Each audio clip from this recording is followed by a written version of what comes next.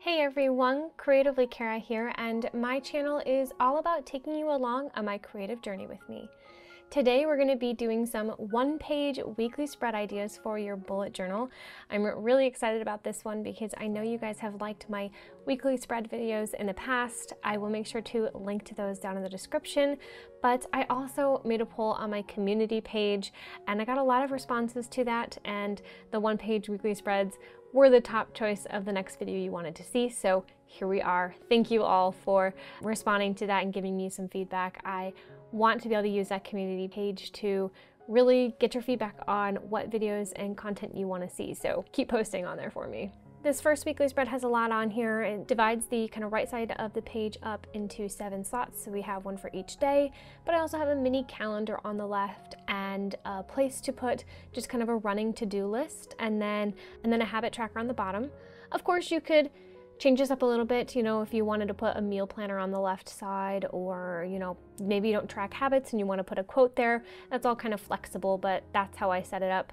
I like to keep things pretty minimal when I do these weekly spread ideas because I want you to then be able to interpret that on your own and include whatever theme or colors that you want to. So that's why I keep this very minimal. The items I'm using in my setups today is simply just the Pilot Razor Point fine liner, the Pentel brush pen, and my N95 Tombow dual brush pen, along with my stainless steel Westcott 6-inch ruler, which I really only use for one of these setups because honestly, I don't know, I've kind of gotten to the point where I can make decent straight lines on my own without it, and it just saves me so much time. So yeah, that's where I'm at on that. But anyways, all of the items that I use today I will link below if you're interested in checking any of those out. The second setup over here is actually some cute little like boxes, and I only did the corners in them. So there are a total of 7 boxes, one for each day. And again, I have a little mini calendar on the side, and I just put February up top. I do highlight the week on that mini calendar. Very simple, just kept the day of the week on top. Oh, and then I included the number for the day in my Tombow brush pen behind the day of the week. I kind of like doing that sometimes. Again, not using my ruler even though it's sitting right next to me. I find the trick to not using a ruler is just being able to like balance your hand against something. So usually I like to have the book at an even height so that I can easily drag my hand across, and that helps kind of guide me. So pro tip there.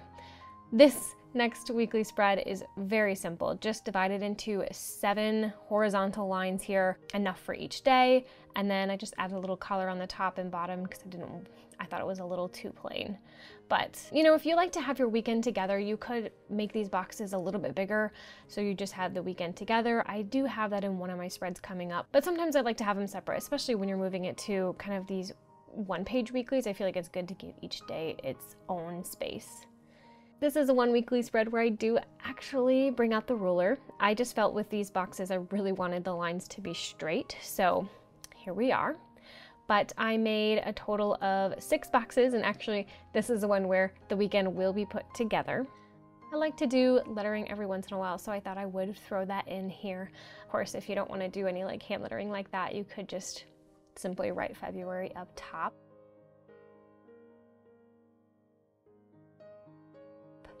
Now I had a debate on where I was going to put the day of the week with the number, and I decided to just make the day running down the side, and I actually kind of liked how that turned out. I've not really done actually something like this before, but I do like the way it looks, so I probably will be trying that soon.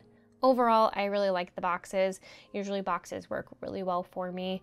Being able to just kind of like designate a specific space for each day works really well. The next page we're going to set up is going to be divided up so that tasks and events have each of their own boxes. I've definitely used this before in my bullet journal, and I did like it because then I could clearly see, you know, what was a task and what was an event, you know. So I think that this is really helpful if you do end up having a lot of events in your day, and it's easier to separate those. So you might want to consider something like that, but super simple. Just divide the page up into 2 columns and make sure you designate each day there. This next one, I kind of did it so the days of the week were only about on 3/4 of the page, but then I decided at the bottom I would kind of make the spaces different and separate Saturday and Sunday, so they're more of like a square shape where the other days are more rectangular. I kind of had fun with this one, doing some calligraphy. I mean, it's not really anything fancy, it's just really my cursive, I guess, if you want to call it that.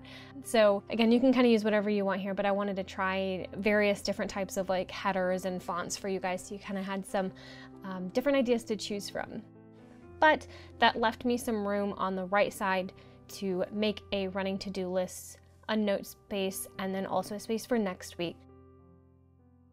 The next weekly spread actually kind of shortens up the daily boxes, so it's kind of smaller.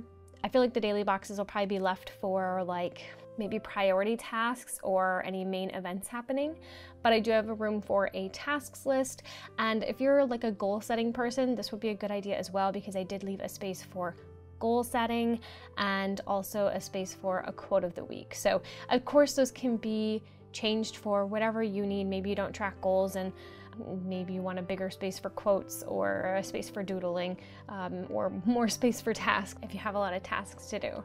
So yeah.